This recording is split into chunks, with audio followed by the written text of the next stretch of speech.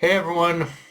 So this whole chapter is pretty much Amane having the biggest existential crisis of his life, not only realizing that he had been lied to by Kashima this whole time, but you can pretty much see his whole reality shattering where in this moment he's realizing just how much his anger and rage towards his father had blinded him. That he was so focused on revenge that he could or didn't even want to see the obvious deception in front of him. But now that it's revealed, everything has come crashing down on him. And again, I do like how this is presented throughout the majority of the chapter. It's not just a small moment, and it's not just a small moment of like, oh, I'm having a panic attack. I don't know what to do, and then someone just like I guess you could say slaps him and said, Get over it and get over it and get in the game." Like, and don't get me wrong, there's a little bit of that happening here, but not really either. Like what Mon is going through right now. It feels like something he's going to be grappling with for basically the rest of this arc, and even something and the lesson he's going to be taking with him even after. Like I love how it's I, I love how it's compounded even more when learning his grandpa is the database, which, yeah, on one hand, Shin, I appreciate you for moving the plot forward. Debatable if it was the right, if you did the right approach of just yelling it out right like that, though. Though as you can, though, also, I love how that caused Amane to, again, to have that full-blown panic attack, which, yeah, I know it sounds fucked up that I'm getting so much pleasure out of seeing Amane have this emotional crisis he's going through, but this is a necessary evil for him to truly like move on from his anger and hatred for his father and learn that yeah, even despite all that, he pretty much can still yeah, he has to find his own way to move forward, and this is the first step towards him like finding that finding that method in order to move beyond the past, like his grandfather told him. Um, in saying all that, admittedly, the one awkward part of this chapter for me, though, was the beginning where we have that whole three-way conversation between Taro, Amane, and Kashima, leading up to, I believe, Amane turning the security system back on, and there's nothing wrong with the whole layout or structure of the scene itself, but the problem becomes with the pacing and how the moment in between the last chapter and Amane disabling the security system getting turned back on. It's in the first 7 pages, like something about the build up to all that felt a little rushed. Then again, I think I think as it also explained it was it was Club Jam who was responsible for that. So like maybe the weird pacing of it is intentional. Uh, in saying that, though, it does still lead to a great subversion where in that short time frame between the security system being shut off and then turned back on, we immediately see Club Jam and Kanaguri successfully having made it into the JCC. So yeah, obviously they were prepared from the moment security went down, and I like how this shows just how strategically timed everything was. Like, yeah, it was the security system, like they were practically waiting out, waiting outside the front door in order to get in. It was just a matter of someone opening the door for them.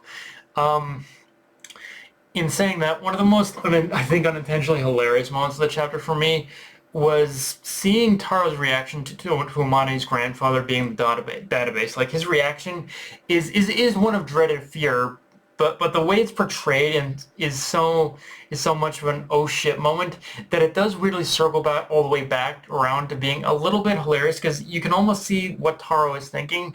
That well, yes, he does see this as a dangerous situation. Deep inside, you can almost see him thinking as well. Wait, the old man is the database. How did I not think of that? Like it's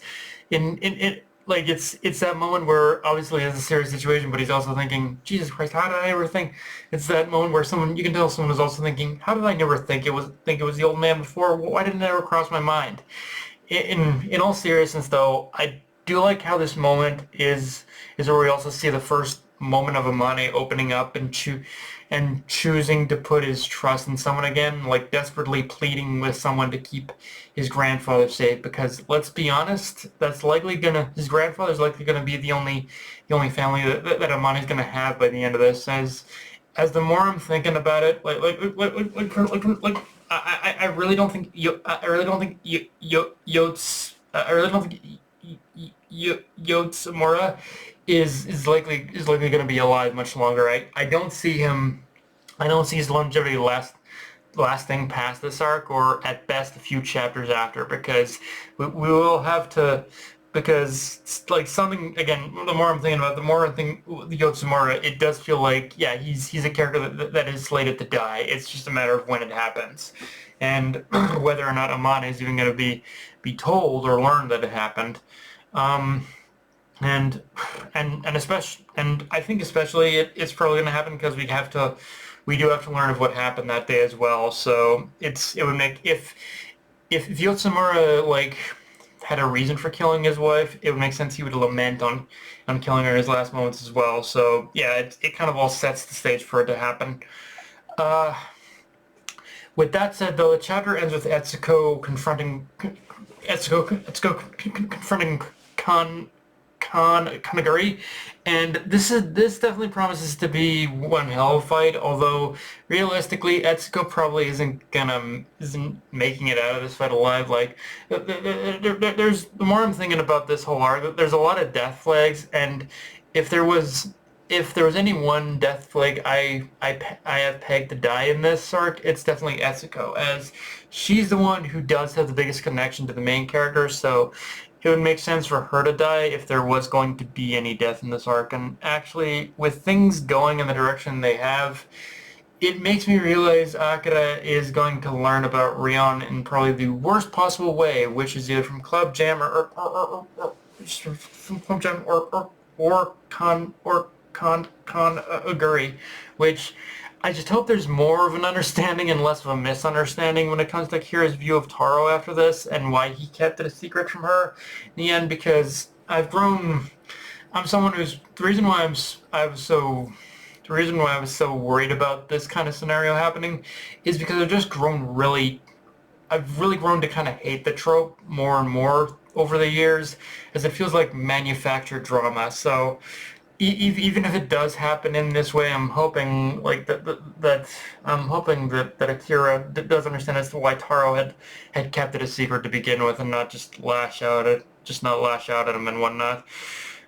But but yeah, guys, that's pretty much all I got for this review. If you enjoyed the video, like, comment, subscribe from the Blue Sky, and I'll Crunchyroll. Be sure to push the subscribe button and share the burner, guys. Dark Knight MMA signing off.